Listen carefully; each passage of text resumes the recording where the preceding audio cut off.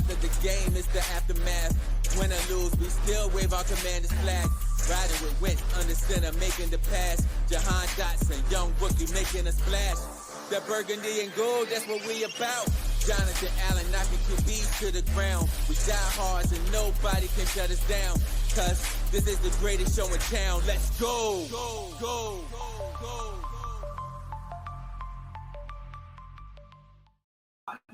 All right, guys, welcome to another Cardiac Commandos podcast powered by Livewire Sports Media. So there's a pivotal game tomorrow where we in week 4 and the Commanders sits at 2-1. But the only problem is they're going to be without some key players. Jayden Daniels, who still remains out, rehabbing off of that knee injury. Now Terry McLaurin, he's on the injured list, precisely day-to-day. But then we got Noah Brown. Now, who's going to step up for the Commanders? Now, we already know the running game took a major leap last week, even though Austin Eckler was out. But now, it seems like we're going to have to need some more bodies to step up. We're going to need some other receivers to step up. Can the Washington Commanders make it through the season? Now, I think that with Terry being out, I think because him missing training camp, they could have had something to do with it. Maybe, maybe not. But Jeremy Fowler, he was talking about this, about the injury to Terry McLaurin.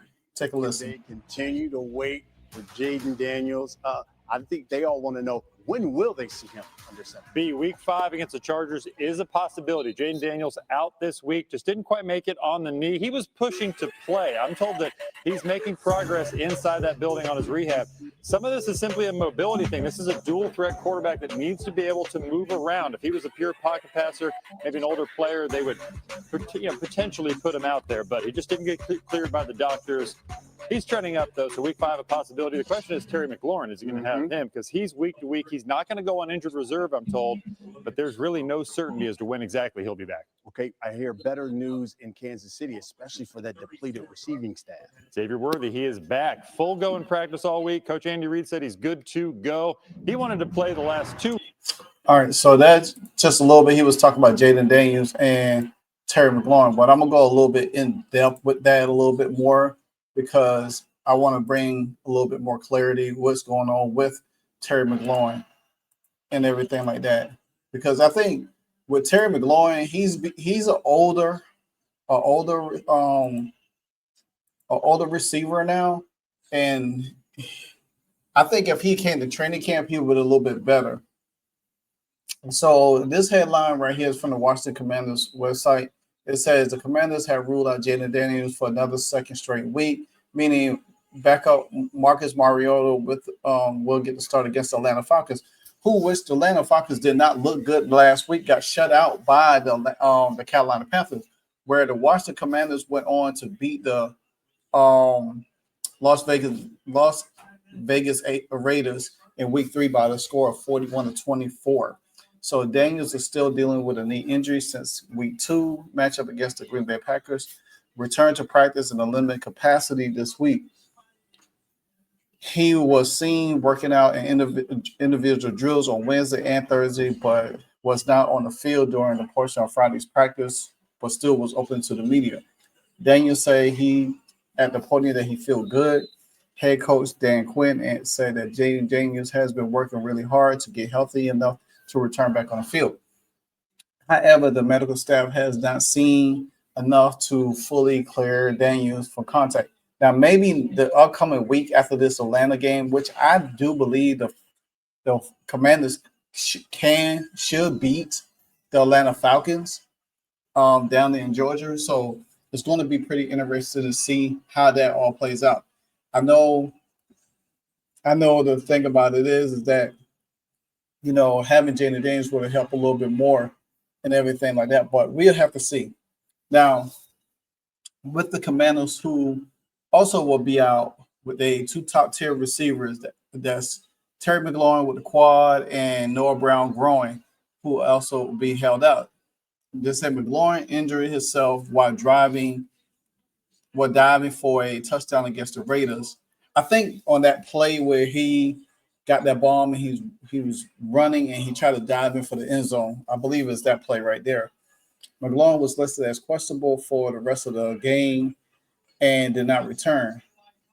He did not practice all week and was not seen on the field Friday. Brown is still dealing with the same injury that hindered him leading into the Raiders game. So, with McLaurin and Brown absence, meaning the Commanders will need to look at other options in this passing game. Luke McCaffrey scored his first touchdown of his career last week against the Raiders.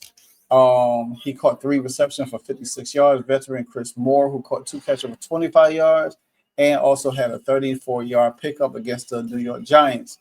Jayden Lane, I think this who you need to really get involved in the game.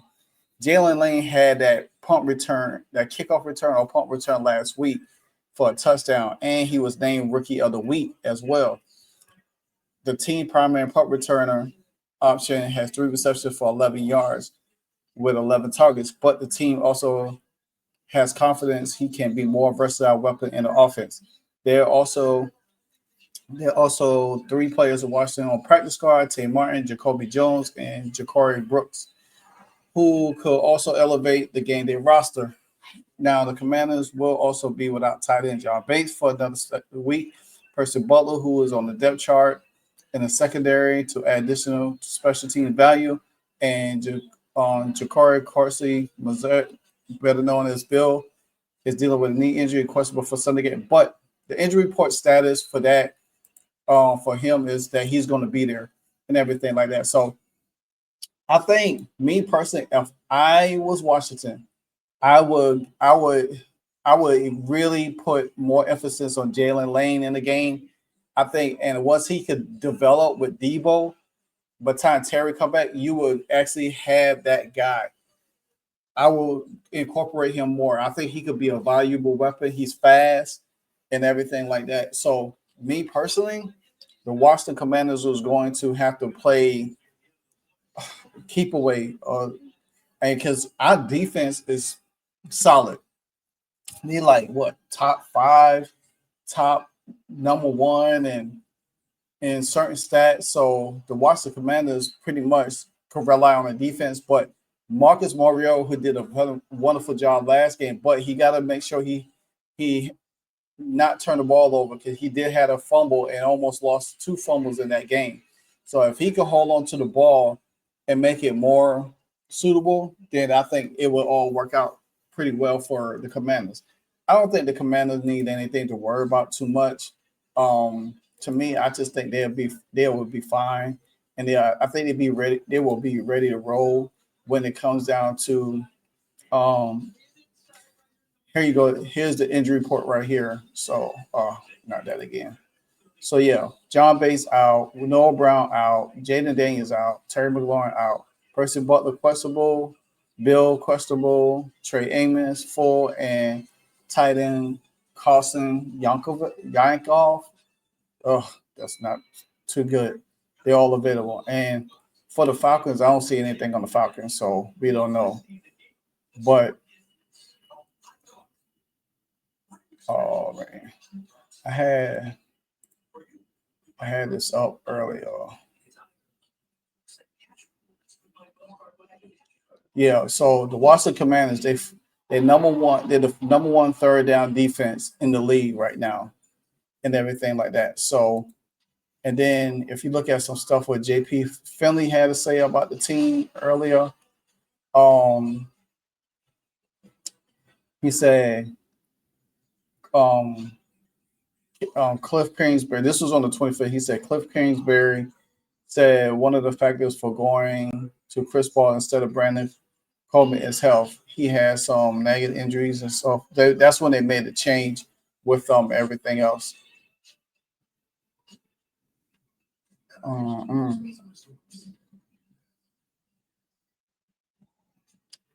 He also noted that Kingsbury said on preparing for the Falcons, he said they have been really good on defense, not giving up big plays. The young guys have really been impressive. And that's the main thing that's going to have to take a really, really notice on. So this guy right here, Jayden Lane, we need to get him more involved into the game. We need to get him more involved. as well, because this is going to be very, very detrimental. So let's look at this injury report for.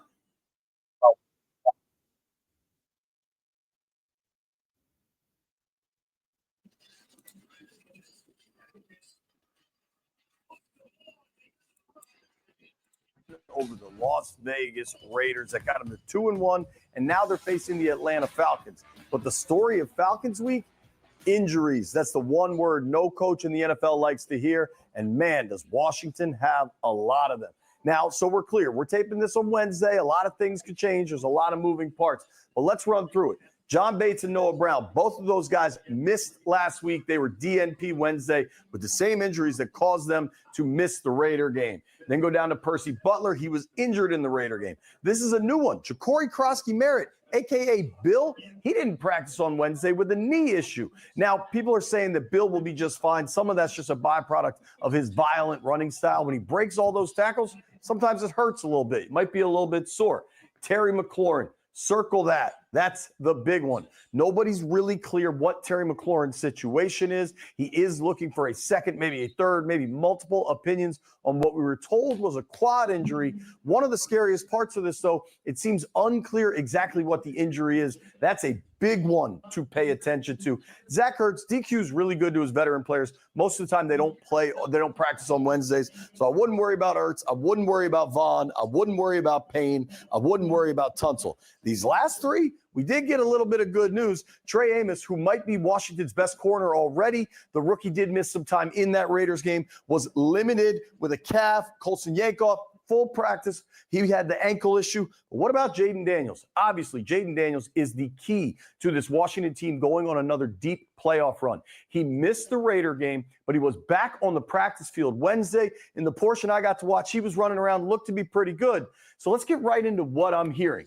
Dan Quinn and Jayden Daniels talking about his status for Sunday. What I'm hearing brought to you by Door Pro America. First, let's start with Jayden. He'll continue in his return to play process, and you'll see him out there today in a limited fashion. And we'll continue to rely on the medical team, to fully clear him. But what I can say is, man, he is doing everything you possibly can to get there. The guy's the ultimate competitor for us. You talked about the cutting and the pivoting. Have you been able to watch him do any of those kind of activities? I have, and like I said, he's worked really hard on that space. And so we'll lean in on the medical side too, John, just to make sure they'll, be the ones to fully clear. But he's working really hard to hit all the stuff that he needs to hit. Jayden, how much running and cutting have you been able to do so far? All right, so I'm gonna just stop it there anyway. But I do believe the Commanders will win tomorrow. I do believe they'll win. Will it be like the 41-27? I don't know. Maybe our defense could hold them off and do what they need to do. Maybe it'd be another dominant game like we had against the Raiders. Like I said, I know the Raiders wasn't good. The Falcons really don't look too good. They got a good defense. But if their offense is not putting points on the board, I don't think they'll be able to stand up, because pretty much they did get blown out by the Carolina Panthers, and we didn't think the Carolina Panthers was going to be that. But who never knows? We won a close game with them in the shootout between Jayden Daniels and Michael Penix last year. I think that trend could continue. We have beat them for the fourth straight time. I think we need to rely more on the running game this game, trying to pick and choose and see how. I think Debo going to have to be more of a valuable weapon than any way, because now that we don't have Terry, and I think with Marcus Mariota and knowing the Falcons, that could be a plus. Let me know what you think down in the comment section. I got the Commanders winning, I say 24-27 in the close game tomorrow. Until then, this is Cardiac Commanders Podcast, powered by Livewire Sports Media. Until the next episode, I'm out. Hey, so amazing. You see how they playing? Livewire, it's all about sports and entertainment. You don't want to miss it, so official like you never seen. Keep it going till the whistle blowing from the referee. Everything from highlights and stats. You know that we gotta run it back, whether on the field know that this is where it's at. Subscribe, no delaying. This is Live Wire, sports and entertainment. Let's go.